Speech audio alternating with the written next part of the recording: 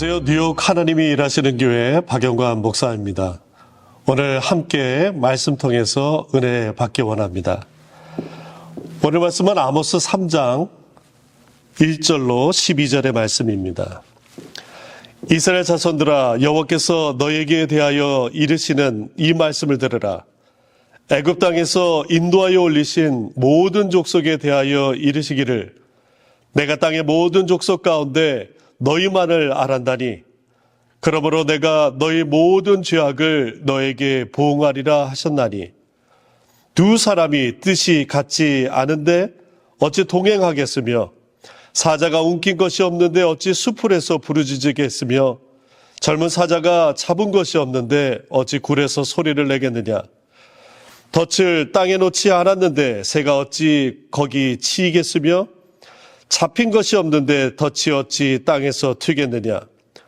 성읍에서 나팔이 울리는데 백성이 어찌 두려워하지 아니하겠으며, 여호와의 행하심이 없는데 재앙이 어찌 성읍에 임하겠느냐. 주 여호와께서는 자기의 비밀을 그종 선지자들에게 보이지 아니하시고는 결코 행하심이 없으시리라. 사자가 부르짖은즉 누가 두려워하지 아니하겠느냐. 주 여호와께서 말씀하신즉 누가 예언하지 아니하겠느냐. 아스돗의 궁궐들과 애굽 땅의 궁궐들에 선포하여 이르기를, 너희는 사마리아 산들에 모여 그 성 중에서 얼마나 큰 요란함과 학대함이 있나 보라 하라. 자기 궁궐에서 포악과 겁탈을 쌓는 자들이 바른 일을 행할 줄을 모르느니라. 여호와의 말씀이니라.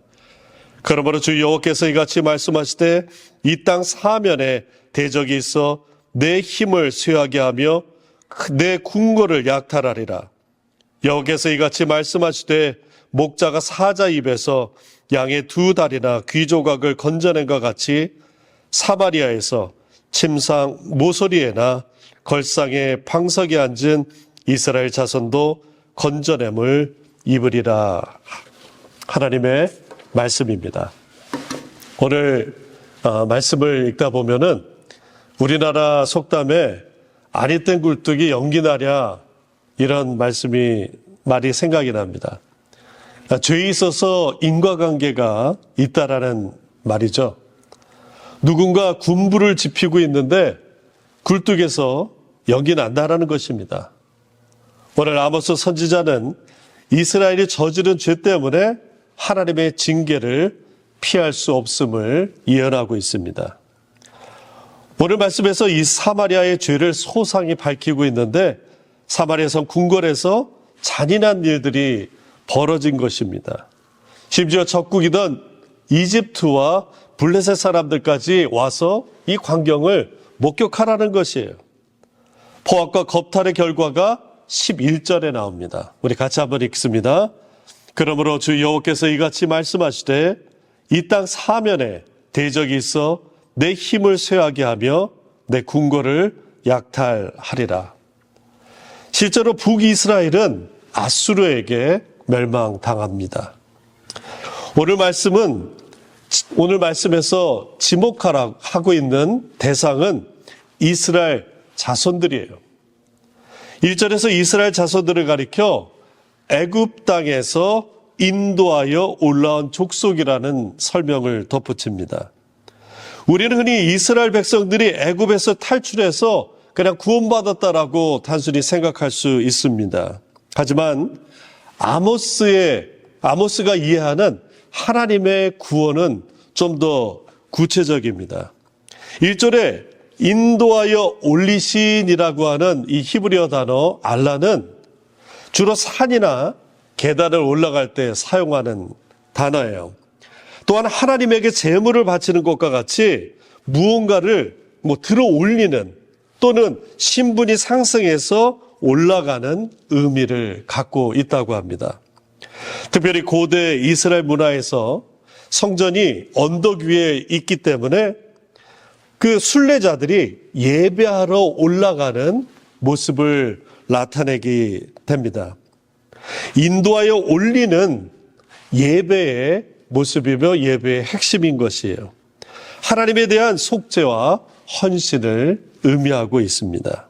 그러니 애굽 땅에서 인도하여 올라온 이 족속 이스라엘 백성들은 단순히 모세의 공로로 애굽에서 탈출한 것이 아니라 하나님께서 친히 이스라엘 백성들을 애굽에서 인도하여 새로운 땅에서 하나님께 예배하라고 주신 구원의 은혜인 것입니다.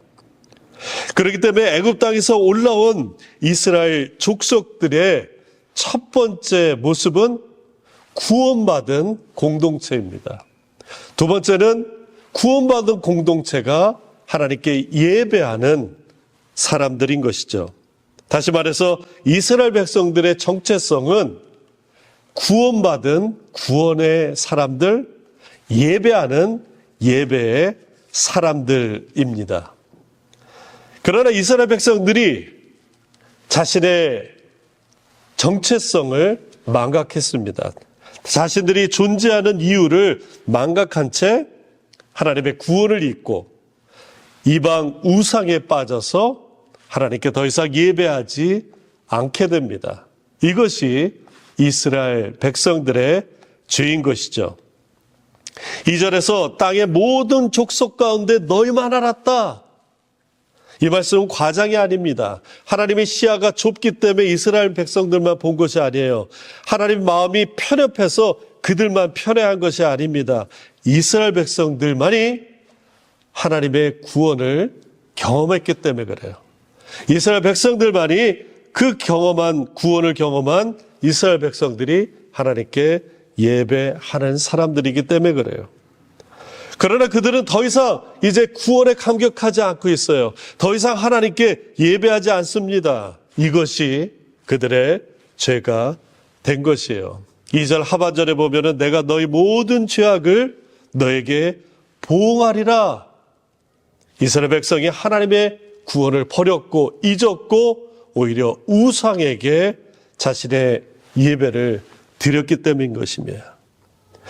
구약 성경에 보면은 구원 순환 서클이라는 것이 나옵니다.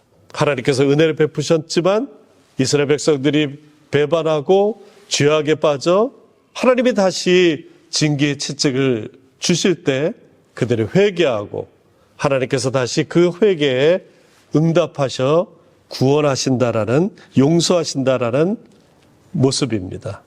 이 순환의 서클이 하나님의 사랑을 잘 드러내고 있어요. 하나님은 하나님의 사랑을 아가서에서 이렇게 표현합니다. 예루살렘 딸들아, 너에게 내가 부탁한다. 너희가 내 사랑하는 자를 만나거든 내가 사랑함으로 병이 났다 하려무나. 하나님께서 이스라엘 백성들을 너무너무 사랑합니다. 하나님의 사랑들을 너무너무 사랑합니다. 그러나 그들이 하나님의 사랑을 잊어버리고 멀리 떠나 하나님께서 병이 나셨다라는 것이에요. 하나님께서 우리를 사랑하지만 우리는 그 구원에 감격하지 않고 세상 다른 것에 눈 돌리고 있지 않습니까? 교회에서 보면은 구원의 이 감격, 구원의 문제로 서로 다투질 않습니다. 오직 자기 자존심이 상한 것에 화를 내거나 시험에 들어요. 아유, 어떻게 김고사가 나한테 그렇게 얘기할 수 있어? 아니, 목사님은 설교단에서 어떻게 나에게 그런 말을 할 수 있지? 라고 스스로 생각을 하고 있어요. 내가 한 일을 생각하지 않아요. 오직 내 자존심이 상한 것이 이슈가 되는 것입니다. 한 10여 년 전쯤 됐던 것 같아요. 제가 뉴욕의 롱아일랜드 어느 교회에서 부목사로 있었을 때 전화 한 통이 옵니다. 전화를 받았더니 나이가 지긋하신 어떤 여자분이 있었어요. 뭐 성함도 말씀 안 하고 교회도 얘기 안 하고 뭐 내용은 이것입니다. 자기 남편이 너무 괜찮은 사람이고 너무 좋은 신앙인인데 장로가 못 되고 이제 70이 훌쩍 지나서 이제 은퇴 나이가 됐다라는 거예요. 근데 그분 생각에는 이제 장로를 못 받을 것 같아서 아쉬운 마음에 저한테 이제 전화한 거예요. 제가 누군지도 모르고. 근데 장로가 그 교회에서 오랫동안 장로를 뽑지는 않았는데 이제 새로운 장로들을 뽑아서 이제 세웠고, 이제 자기 남편은 나이가 많아서 뽑히지 않았다라는 그런 내용입니다. 그래서 남편이 그 장로가 못 되니까 시무룩해가지고 밥도 잘 안 먹고 항상 방에만 눌러 앉고 뭐 그랬다라는 거예요. 그러면서 이 여자분이 권사님 정도 되시겠죠? 막 우시는 거예요, 전화로. 그러면서 마지막 한마디를 묻습니다. 어떻게 하면은 지금이라도 우리 남편이 장로가 될 수 있냐고 그렇게 저한테 문의를 한 것이에요. 정말 안타까운 일은 그 남편이 주님과의 관계를 어떻게 맺고 있는지 그 부인은 잘 신경을 안 쓰는 것 같아요. 만약 그 남편이 구원받은 감격, 예배 가운데 누리는 그 기쁨과 소망이 넘치고 있었다면은 장로가 못된들 그렇게 풀이 죽어서 밥도 안 먹고 방에 들어 앉아 있지는 않을 것입니다. 어쩌면 이런 일은 저와 여러분들의 일일 것이에요. 신앙생활이 얼마나 잘못된 길로 가고 있는데 그것을 모르고 그냥 다른 것에 몰입해 있는 것이에요. 예수님께서 십자가에서 피 흘려 우리의 모든 죄를 다 도말하셨지만 그 말씀은 그냥 과거의 어떤 옛날 이야기로 묻혀둘 때가 많이 있어요. 예수님께서 부활하셔서 나의 부활의 소망이 되셨음에도 불구하고 그것이 그렇게 중요해 보이지 않는 것이에요. 오직 감투, 오직 어떤 교회 자기의 자존심을 건드린 그 일에만 몰두하고 있는 것이에요. 예수님이 십자가에서 보혈을 왜 흘리셨는가를 우리는 다시 한번 생각해야 됩니다. 부활의 소망이 나에게 과연 얼마나 있는가를 지금 다시 점검해야 돼요. 성령 충만을 내가 매일같이 간구하고 있는가? 사랑, 희락, 화평, 오래 참음, 자비, 양성, 충성, 온유와 절제, 성령의 열매가 나에게 있는가? 지금 맺혀지고 있는가? 다시 한번 점검해야 돼요. 우리 입으로는 이제 마지막 날이다, 말세지 말이다, 주님 오실 날이 얼마 남지 않았다 이렇게 말하고 있지만 정작 우리 삶에서는 주님 오실 날을 아예 잊어버리고 살고 있지 않습니까? 아모스 선지자가 오늘 말씀하는 애굽에서 구원받은 이스라엘 백성에게 죄의 심판을 선포하고 있어요. 왜 그렇습니까? 구원의 감격을 잊어버린 지 오래예요. 하나님께 예배하라고 예수 그리스도 십자가 피 흘려 죽으시고 부활하셨지만 세상적인 것에 빠져 우리가 신령과 진정으로 예배하고 있지 못하기 때문인 것이에요. 오늘 아모스 선지자의 외침처럼 구원받은 우리가 그 구원을 날마다 감사와 기쁨 가운데 살기 원합니다. 그렇지 못하면 지금 주님의 구원을 확인해야 돼요. 나는 날마다 성령 충만으로 말씀 가운데서 살고 있는지 확인하시기 바랍니다.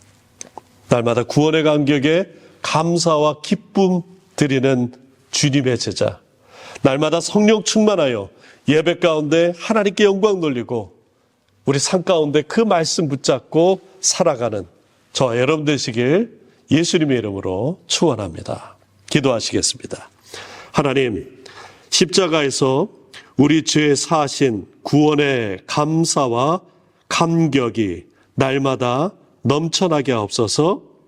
그 감사와 기쁨 가운데 예배하며 말씀대로 사는 저와 여러분들 될 수 있도록 인도하여 주시옵소서.